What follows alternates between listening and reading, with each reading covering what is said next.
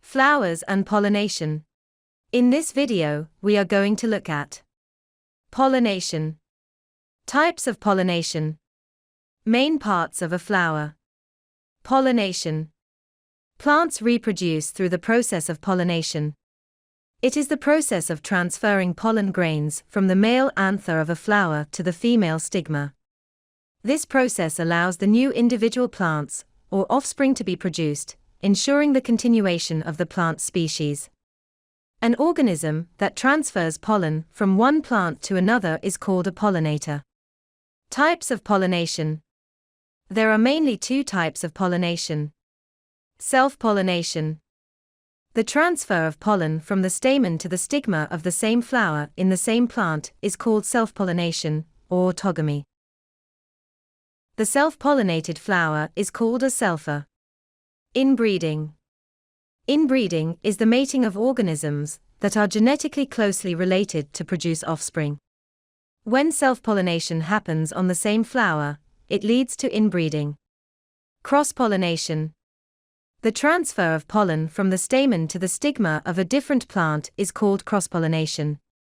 For example, in apples, grasses, and maple trees, cross-pollination occurs with the help of insects and wind. Wind pollination. In this type of pollination, the pollen is carried by the wind. Small dull petals on the flower use wind pollination. In wind pollination, the anthers hang loosely out of the plant so that the wind can easily blow the pollen from the plant. Wind-pollinated flowers have an enormous, feathery stigma to trap the airborne pollen grains. They don't produce nectars. Many crop plants like wheat, rice and corn are wind-pollinated. Insect pollination. In this type of pollination, the pollens are distributed by insects. The insect-pollinated flowers have bright petals to attract the insects for transferring the pollens. The flowers produce nectar to attract pollinators. Examples of insect pollinators include honeybees, butterflies, moths, beetles, wasps, and ants. The stigmas of insect-pollinated flowers are sticky to take the pollen off the insect as it travels from one plant to another.